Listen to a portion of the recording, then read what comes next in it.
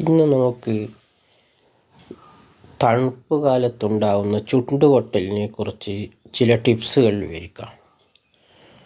ഇതിൽ വീട്ടിൽ ചെയ്യാവുന്ന ചില ചെറിയ ചെറിയ കാര്യങ്ങളെക്കുറിച്ച് ചിന്തിച്ചാൽ തണുപ്പ് കാലത്ത് ചുണ്ടുപൊട്ടുക എന്നുള്ളത് ചിലർക്കൊക്കെ ഇന്ന് സർവ്വസാധാരണമാണ്. ഈർപ്പക്കുറവും തണുപ്പും കാരണം ചുണ്ടുകൾ വരണ്ടു പോകുന്നതാണ് പ്രധാന കാരണം. ഇത് തടയാൻ ധാരാളം വെള്ളം കുടിക്കുന്നത് ഉത്തമമാണ്. കൂടാതെ കറ്റാർ വാഴ, വെള്ളരിക്ക നീര്, പാൽപ്പാട, തേൻ, വെളിച്ചെണ്ണ, ആൽമണ്ട് ഓയിൽ എന്നിവ ചുണ്ടിൽ പുരട്ടിയാലും ആശ്വാസം ലഭിക്കും. ലിപ്പ് ബാമുകളും ഉപയോഗിക്കാം. ചൂടുവെള്ളത്തിലുള്ള കുളി കുറയ്ക്കുന്നത് നല്ലതാണ്. പോഷകസമൃദ്ധമായ ആഹാരം കഴിക്കുക.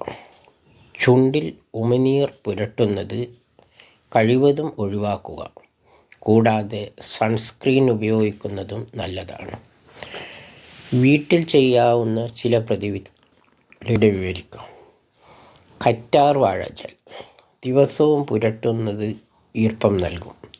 വെള്ളരിക്ക നീര് ചുണ്ടിലെ പ്രശ്നങ്ങൾ പരിഹരിക്കാൻ സഹായിക്കുന്ന ഒരു ഉത്തമ ടിപ്സാണ് വെള്ളരിക്ക. കൂടാതെ പാൽപ്പാടയിൽ നാരങ്ങ നീര് ചേർത്ത് തേക്കുന്നത് ചുണ്ടിന് നിറം നൽകും. തേനും എണ്ണയും, ആൽമണ്ട് ഓയിൽ, വെളിച്ചെണ്ണ, തേൻ എന്നിവ ചേർത്ത് സ്ക്രൈബ് ചെയ്യാം.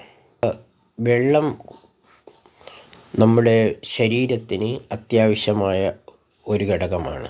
ഇവ കുറഞ്ഞാലും ഇത്തരത്തിലുള്ള ചില അവസ്ഥകൾ കാണാൻ കഴിയും. ശരീരത്തിലെ ജലാംശം നിലനിർത്താൻ ഇങ്ങനെയുള്ള ടിപ്സുകൾ സഹായിക്കും. ഉമിനീർ ഒഴിവാക്കുക. ചുണ്ടിൽ ഉമിനീര് പുരട്ടുന്നത് കൂടുതൽ ഉണ്ടാക്കും.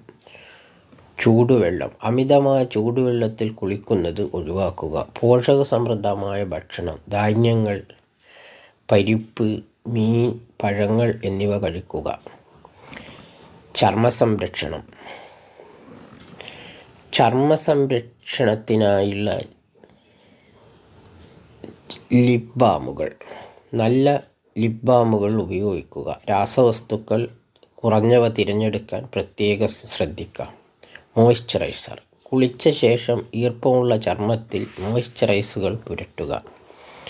തണുപ്പുകാലത്തും സൺസ്ക്രീൻ ഉപയോഗിക്കുന്നത് നല്ലതാണ്. ഈ പ്രതിവിധികൾ പിന്തുടരുന്നതിലൂടെ തണുപ്പുകാലത്ത് ചുണ്ടുപൊട്ടലിന് ഒരു പരിധിവരെ തടയാൻ സാധിക്കും. കൂടാതെ നമ്മുടെ വീട്ടിലും പറമ്പിലും യഥേഷ്ടം കാണപ്പെടുന്ന ഒരു സസ്യമാണ് കറിവേപ്പില. കറിവേപ്പില ചുണ്ടുപൊട്ടലിനൊരു പ്രതിവിധിയാണ്. അതായത് വായിലെ പുണ്ണ് തുടങ്ങിയവയ്ക്ക്. ഇവ അരച്ചെടുത്ത് ദിവസവും ഭക്ഷണത്തോടൊപ്പമോ അല്ലെങ്കിൽ അല്ലാതെയോ കഴിക്കുന്നത് വായ്പുണ്ണ് ഇങ്ങനെയുള്ള കാര്യങ്ങൾക്കൊരു ഉത്തമ ഔഷധമാണ്.